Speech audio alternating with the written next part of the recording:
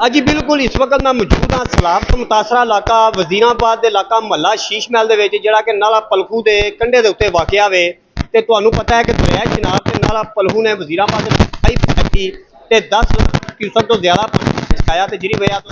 लोगों के घर मवेशी भी रुड़ गए तो इतने पानी जो हद तक सैलाब का लोगों के घर में खड़ा जिन्हों की वजह तो बीमारियां भी फैल रही ने लोग घर मसूर होकर भी रह चुके हैं तो उन्होंने घर रह मुक चुके हैं तो सन न्यूज़ की टीम ने जोड़ा कि आवाज़ उठाई तो जिहदे नाल सन न्यूज़ की आवाज़ नाल शोभा हिकमत हलक पाकिस्तान की मैडिकल दी टीमां ने उन्होंने रबता करके तो मुश्तरका कावज के नाल इत्थे एक कैंप भी लगाया जिहदे लोगों को मैडिसन भी दी जा रही है जिन्होंने राशन भी दिता गया है। मेरे नाल इस वक्त मौजूद ने अलीपुर चट्ठा तो भी जोड़े तहसील प्रेजिडेंट ने और सन न्यूज़ के जोड़े ब्यूरो चीफ ने उन्होंने नाल असीं गल करने इन्हां दी बड़ी कावश रही है इस काम के पेश रहे हैं इन्हां दी कावश के नाल अज इत्थे कैंप लग्या राशन दिता जा रहा है तो इन्होंने पुछने जी सलाम इस्लाम ते सर ए तुसी बड़ी आवाज़ वेखते रहे असीं भी चुकते रहे हो सैलाब के दिनों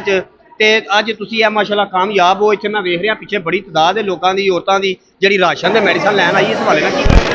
जी बहुत शुक्रिया। हमेशा मैं इतने सानू दसासा रहा है कि जिते मजलूम की उसकी आवाज़ उठे हर बंदे की जी दर्द की कहानी जी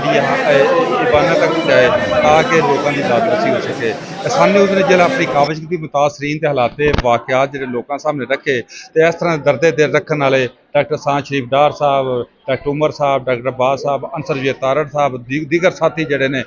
डॉक्टर बलाल साहब, इन्हें एक दर्द वेख्या हुकूमत का एक कौम का दर्द वेख्या उस दर्द को सामने लैके ये मैदानी अमले च है इन्हें ना दिन वेखी ना रात देखी। जिस दिन के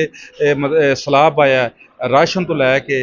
लगदी तक और उस तो बाद जिन्नियां भी चीज़ां हैं लोगों के हर उन्हें दहलीज तक पहुँचा देते जिन्नी अल्लाह ने तौफीकात दी है। मैं समझना इस टाइम सन न्यूज़ की काविश नाल जिन्नी तौफीकात दी उस तो ज़्यादा ये जनाब जी डोर टू डोर घर तो घर जिन्होंने माल मवेशी रुड़ गए हैं उन्होंने जनाब जी माली इमदाद कर रहे हैं जिन्होंने चारे जरूरत उन्हें चारा दे रहे हैं। ये लोग जोड़े ने ना तो दूजा फंड इकट्ठा करने वाले ये खुद मुखैर तरात ने अपनी जाती मनी चो गड्डी तोड़ रहे हैं पैसे ला रहे हैं और लोगों को दस रहे हैं कि असी इस दुख की घड़ी के विच तुहाडे नाल शामिल जी बिल्कुल डॉक्टर शान डार साहब भी साडे नाल मौजूद ने जिहड़े इत्थे बिल्कुल फ्री मैडिकल कैंप इन्हां लगाया है। इन्होंने केड़ी केड़ी मैडिसन केड़ियां बीमारियां इत्थे लोगों को लगियां ने और की इन्हां इलाज कर रहे हैं इन्हां नूं पुछदे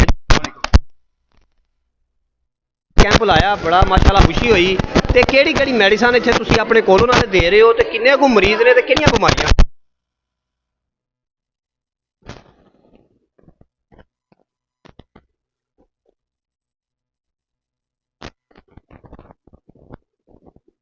बिल बिल मकसूद साहब और साथियों ने नाल मेरे तामन किया है। अलहमदुलिल्लाह असी जिस जगह पर भी सैलाब या आफतज़दा इलाके के अल्लाह की रज़ा वास्ते काम कर रहे हैं। डॉक्टर सुलेमान अब्दुल्ला डार साहब के याद मेरे भाई साहब उन्होंने असी कैंप लगाया है। अलहमदुलिल्लाह तकरीबन 1000 तो ज़्यादा पेशेंट साढ़े को मैडिसन इत्थे असी आके पहले चैक किया है। इस इलाके के लोगों को बहुत ज़्यादा शिद्दत मैडिसन की इलाज की जरूरत है। ये मलेरिया डायरिया फैलिया है। असी हर किस्म की मैडिसन लैके पहुँच के मौजूद हाँ। इंशाअल्लाह राशन भी देंगे उस तो अलावा मैडिसन और नकदी कैश भी देंगे लोगों को राशन पक्का देंगे। खालस अल्लाह की रज़ा वास्ते चले हाँ इंशाअल्लाह असी चलते रहेंगे। जी बिल्कुल जैसे डॉक्टर शान डार साहब का कहना है कि बिल्कुल अपनी पाकट दोस्तों के नाल मिल के इन्हें कावश की है। सन न्यूज़ की टीम ने इस जगह को इन्होंने मरीजों को इन्होंने लोगों को उजागर किया तो फिर सन न्यूज़ की टीम के नाल इन्होंने रबता करके मुश्तरका तौर पर इत्थे बेहतरीन एक कैंप लगाया जोड़ा कि एक मुकामी हाल के औरतां बच्चे बूढ़े उन्होंने मैडिसन राशन और नकदी भी दिता जा रहा है जी।